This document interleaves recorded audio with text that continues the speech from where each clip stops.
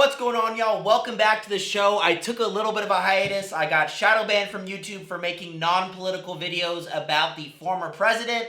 They didn't like that. My views went down from thousands to zeros. Had some family and business stuff going on, but I am back, blowing and going. We're going to start this off with our giveaway. Mad McKay and Luis Rodriguez. If you are subscribed to me and that is your name, your handle, send me an email at bearevans@icloud.com with your shipping address, and I will ship you the care packages and goodies you have won for being my subscriber. But with that, let's get right into it, y'all. UFC Noche, what a freaking phenomenal experience. If you watched it, comment down below. Do you think that was the best viewing experience for a fight, just talking on the television side of it? I thought it was absolutely amazing seeing how the UFC literally just filmed the Sphere, and that's what the viewers watching, paying for the pay-per-view, the Sphere was so clear that the cameras were able just to record what they were showing on the Sphere with a dynamic movement. It was like being on like mushrooms or something. I thought I was 15 again in high school. A little reminiscent back to memory lane.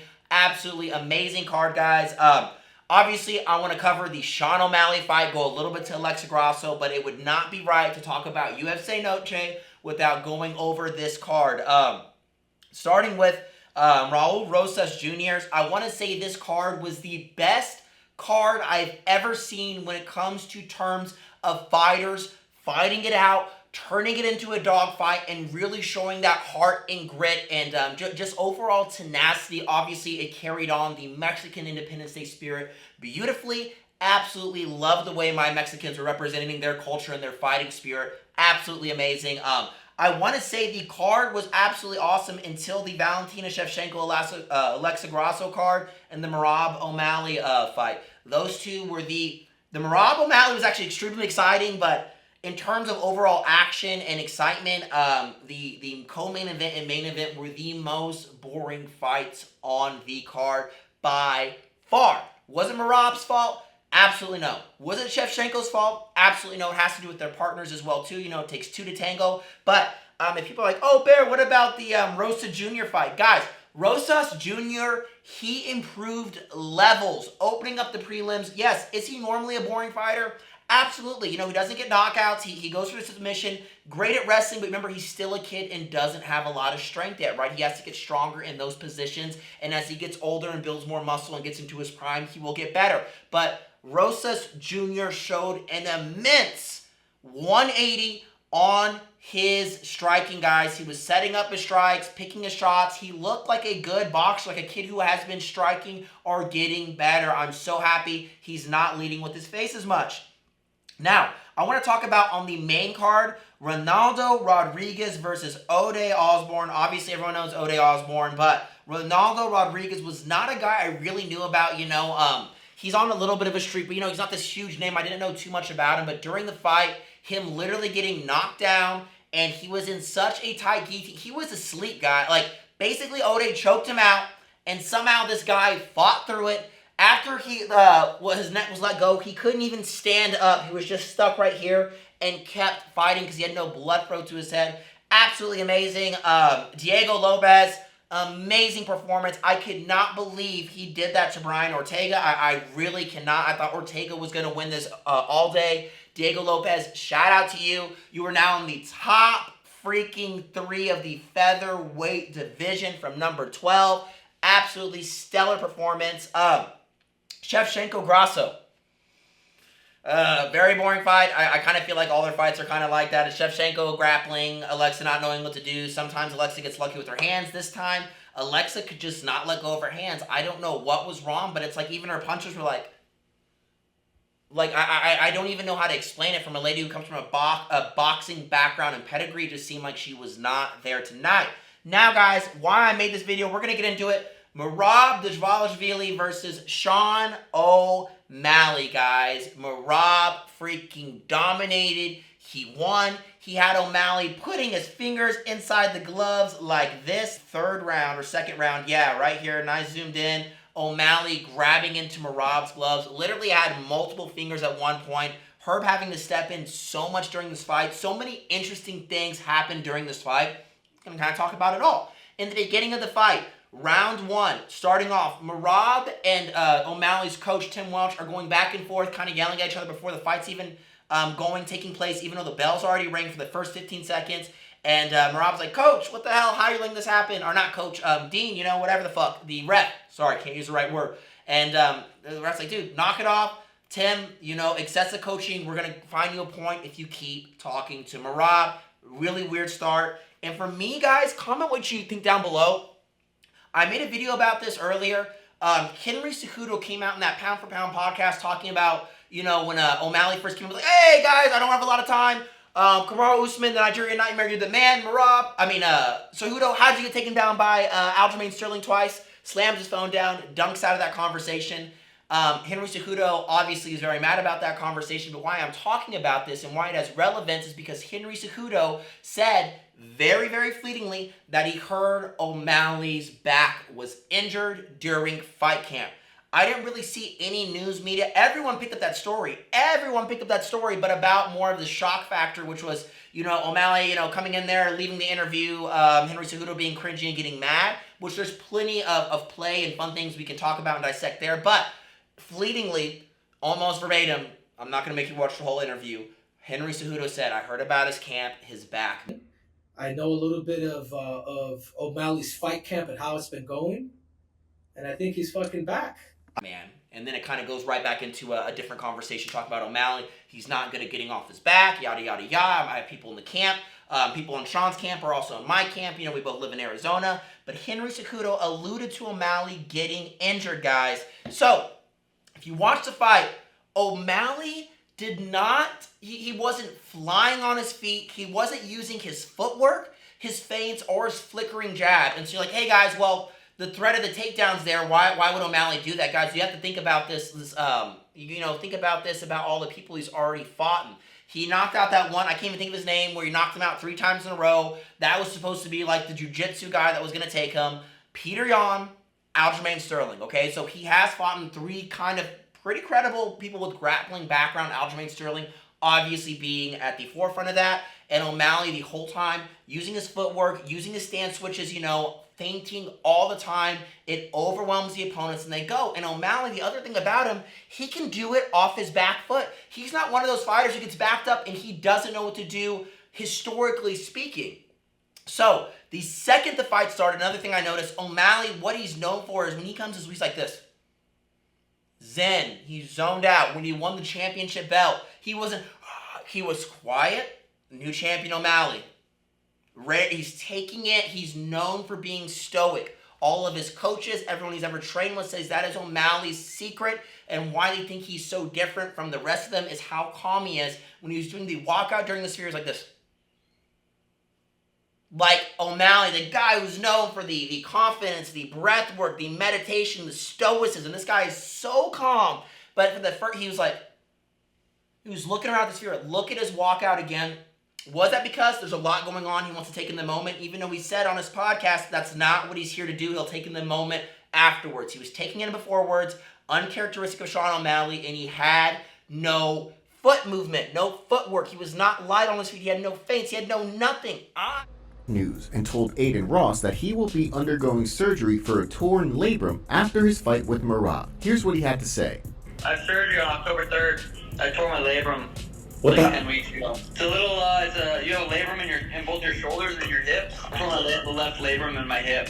So I got surgery. That's the only reason I'm going to be out for so long. The surgery should only take like 2 months to come back from. Then it'll take, a couple months recovery. So a year's long time. Could be 6 to 8 months. But I mean, I'm just kind of going with the flow. You never know.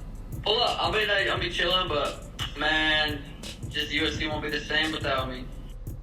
Buzz Brands offers a wide variety of high quality, low cost, and low dose THC options. It's made for the functional person who uses THC, whether it's to enhance life, for pain, or for mood. They have energy drinks, my personal favorite, gummies, shots, and ice creams, guys. Whenever you make a purchase, enter Bear in the notes. I actually look like a better striker than Sean O'Malley the night of Merab. Now, all of y'all can say it's Merab's skill set. Merab smashed O'Malley, overwhelmed him, which that is unequivocally true.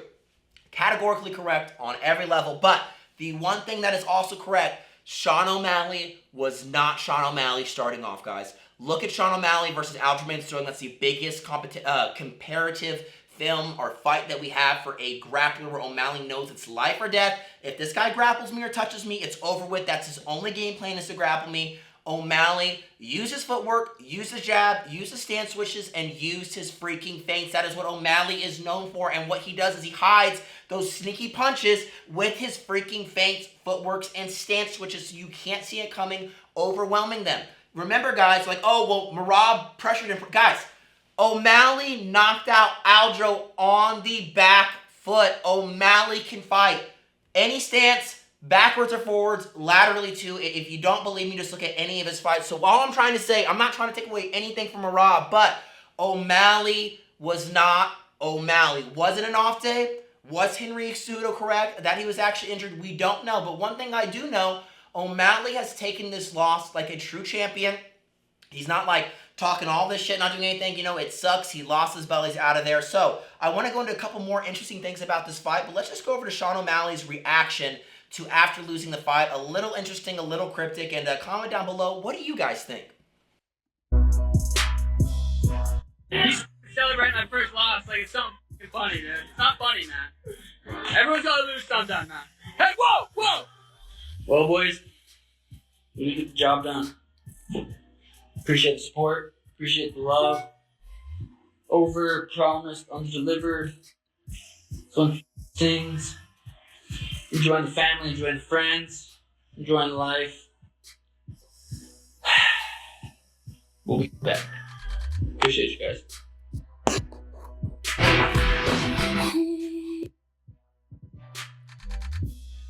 They think it was bad. Keep the scrawling back up. Just wait till they see me now. I don't get it. I don't get it. You know, like in that video, the last video of O'Malley, like right after the fight, you know, they're still at the hotel and train. Sprawl, you know, go, like, I just didn't really get it. To me, it's not like, and then he's like, yo, you're making fun of me for getting taken down. Does he know, and he knows in his whole camp, and he knows in his head that something did go on? Because look at O'Malley's feet, okay? Like, look at O'Malley's feet. If you follow me on Instagram from years ago when I was in fight camp and boxing, look at my footwork compared to his, and you're like, okay, there's a big fucking issue here right now. Starting off the fight, he did not do anything. Was it the pressure? Was it the injury? Was it the spear? Was it that he's going to go fight the machine that never stops with the single leg and the takedowns and the smothering?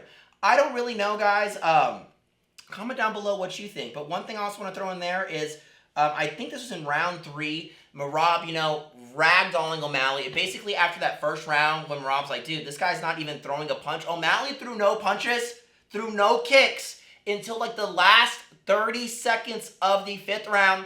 Threw a teep front kick, hit him in the liver. It hurt him so bad. O'Malley didn't smell blood. He wasn't like a lion and a dangling injured lamb in front of him where he goes in for the kill like he always does. He just stayed back, threw a couple more teeps, threw a couple more front kicks, and that was it, and I really don't get it. And also, O'Malley's punching power, when he did throw like 6 strikes around, they weren't hard at all. Like, at all. And this is another thing.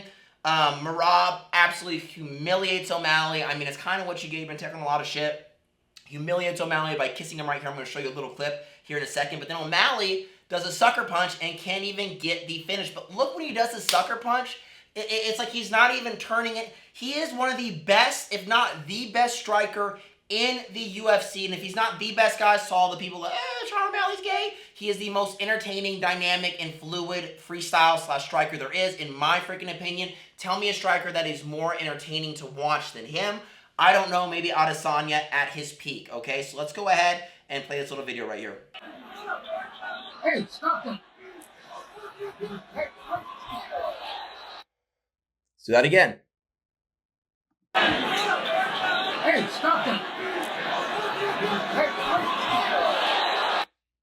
Interesting, right? So Merab's over there kissing him. In the interview, Merab obviously said he was doing that to let him know, hey, I'm dominating you.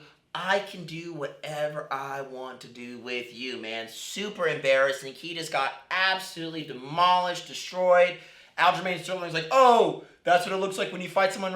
Aljamain Sterling, shut the fuck up. If you're a casual and you don't understand the drama or the beef I'm talking about, Aljamain Sterling is a guy that O'Malley knocked out or dropped to get the title. He said he was mad because he was pressured. You know, he only had 3 months since his last fight to go ahead and fight.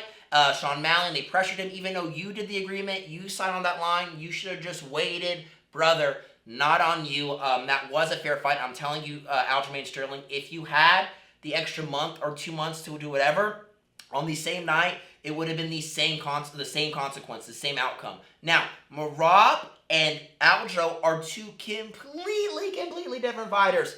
Completely different fighters. And, you know, after seeing this performance, we'll never know what's going on with Sean O'Malley until he actually talks about it. But, you know, if he's Bushido Code, the art of war, the art of being an actual warrior and samurai, you know, you don't talk about when you're injured, man. You show up, you agreed to fight. Everyone's injured during fight camp. That just is what it is. Even on the professional boxing level, where not every single limb is involved and there's wrestling and grappling, you are still injured every single fight camp to some extent. So to me, I see him taking it like a man, not making excuses, but I would like to hear down the line why he wasn't himself starting the fight.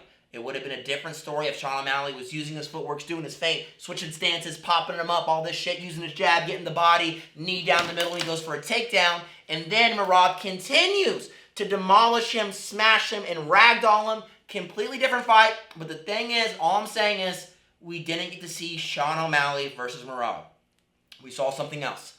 Look at the first second of the fight. Look at Sean O'Malley and look at any other Sean O'Malley fights. It's not Sean O'Malley. If you're a UFC fight fan and you know about fighters and their styles, something was off. Absolutely amazing performance by Merab. Never gets tired. That guy is a machine. It looks like the next step is for him to fight Umar Nurmagomedov, and I cannot wait to see that fight. I truly do believe, I think that Merab gets it versus Umar. I really do, and I would love to see O'Malley. Let's fight someone else, not Henry Cejudo, but maybe like a Corey Sandhagen, right? Fight a Corey Sandhagen or something like that. Get it back in, figure out what was going on, whether it's your injury or something like that. Recover, heal up, come back, fight him. Let's say Merab-Umar fight. I really do believe Merab's going to win. I think Umar versus O'Malley for the next title shot would be a great fight. Same if Umar loses. But if he wins, then O'Malley, you know, let's say he fights Sandhagen, then he fights the loser of Merab-Umar. Kind of get used to that grappling, and then go for the title shot. That's my 2 cents on it, guys. I'm going to leave it there. Comment down below. What do you think of Sean O'Malley? Do you think he had an off night? Do you think that would happen every single time? Do you think there's anything even wrong with O'Malley? Do you think I'm just reading into it too much? Comment down below. I would love to hear your support, guys. I'm going to try to be filming consistently at least 3 times a week, guys. So please, give me a smash on the like, give me a subscribe, give me a comment. It really helps me and motivates me to do this because it was really hard getting like 2,000 views on average, going down to literally 0. I probably posted like another 30 videos after getting shadow banned on YouTube, and they consistently kept hurting me. So now I'm back here. I'm going to play by the community guidelines, as in I'm not going to talk about, even if it relates to UFC or fighting, any ex-presidents or anything like that. And I'm here to stay. Love y'all. I'm out. Peace.